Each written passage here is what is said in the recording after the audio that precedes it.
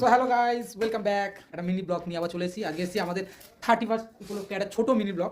তো আমরা আমার ভাই বোন আর বউ সবাইকে নিয়ে একসঙ্গে আমরা একটা ছোটো পিকনিক করছি 31st উপলক্ষে।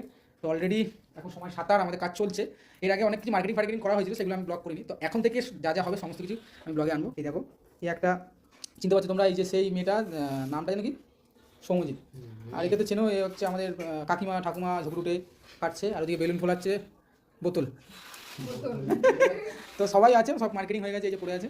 আর বক্স বাজছিল, একটু অফ করা হয়েছে এখন। তো মোটামুটি 10-12 দিন মিলে করছি পিকনিকটা, ঘরেই করছি, আমাদের ঘরে। তো তো যারা আছে তারা এক এক করে আসবে। সো অলরেডি আমাদের কাজ চালু হয়ে গেছে, দেখতে পাচ্ছ তোমরা, এক এক করে সমস্ত কাজগুলো করছে আমার ভাইরা।